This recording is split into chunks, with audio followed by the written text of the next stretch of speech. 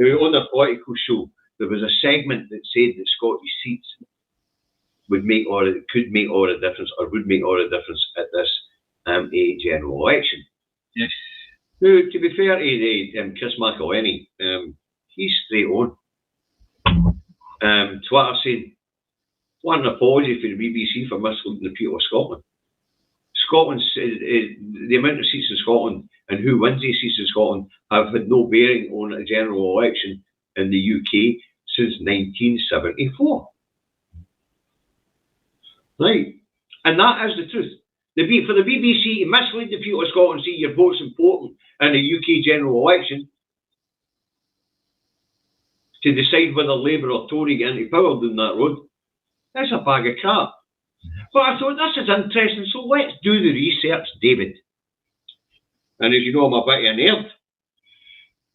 So, Scotland hasn't voted Tory since 1955. Right? Mm-hmm. So, and the Tories have been in power. That's 69 years, by the way, folks. Mm-hmm. And the Tories have been in power for 50 years of these 69 years. Mm-hmm. So, if we haven't voted Tory, but the Tories have been in power for 50 of the 69 years since we stopped voting Tory in 1955, mm-hmm.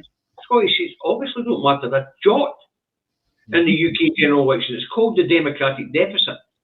But anyway, I thought, is this true? So I went and had a look. Anyway, the Tories won the election in 1955. The Scottish population voted Labour. All right. And the Tories stayed in power from 1955 to 1964. And then Labour won it in 1964, and they stayed in power to 1970. Right? The Tories won in 1970 under Heath, and he was in power. The Tories won it in 1970-74 under Heath, and then Labour won it in 74 under Wilson. And I can't mind what the reason was, but it was a leadership. No, but let me just stop you there at that point, right? In actual fact, it was Heath that won, but he ran around. It was going to be a minority government, trying to pally up with Lib Dems and all the rest of it, and they couldn't. So he eventually had to go, I can't do it. So therefore, Harold Wilson was called in. Can you form this the government for the UK, please? You know, and he did. Anyway, Wilson was in place from 74 to 76, and he was followed by Jim Callaghan, who took over until 79.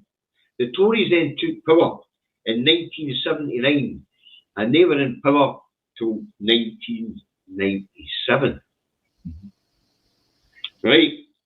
Labour took over in 1997 to 2010, and it's been the Tories ever since. So, actually, when you look at it like that, voting Labour or Tory in Scotland is a waste of time. Because we don't have any influence within these parties. Don't forget to keep on taking the third party, which is the Lib Dems, is pointless. Yes. Because what's going to happen is if it's a hung parliament down that fucking road in that fucking house of fucking trash, they're going to come chapping on the Lib Dems to actually give them weight to form a minority government. And that means that if you vote Lib Dem, if you're stupid enough to vote Lib Dem, it means you're only voting for whoever gets the most in the hung parliament stakes. Anyway, what the BBC were implying was that the Scottish population should vote Labour to have an influence. Yeah. But the Scottish Labour Party has no influence within the Labour Party. We've just seen what Starmer's done with Sawa. Right. So at the end of the day, for a ceasefire in Palestine, Starmer's Zionist. No, I'm not having that.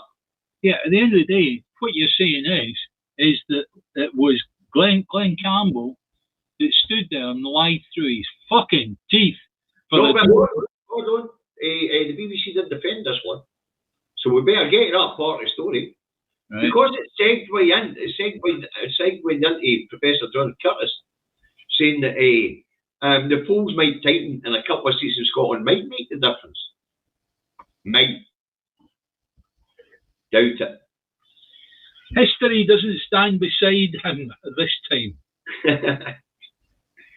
Anyway, the BBC urged the people of Scotland an apology because that was totally misleading to say that seats in Scotland make a difference in a Westminster election.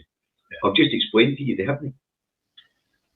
Where the Commons, the House of Commons election, the general election as it's actually called, will make a difference to us is if we can gerrymander Scottish independence from a plebiscite election.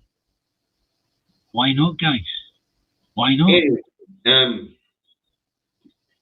what's interesting about all that information I just read out, there was only one of those general elections where Scottish seats made a difference, and that was in the Labour minority government of 74.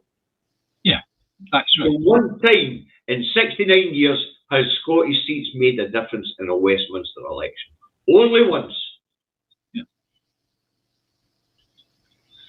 Nuts. Yeah. But as I say, voting for the homogeneity down that road won't make a difference for Scotland. If you want a difference for Scotland within the Union or out with the Union, then you vote for anybody except for Labour, Tories and Lib Dems. And that only leaves you the Greens and the SNP. Yep. So, it was a lie perpetrated on the people of Scotland by the BBC deliberately.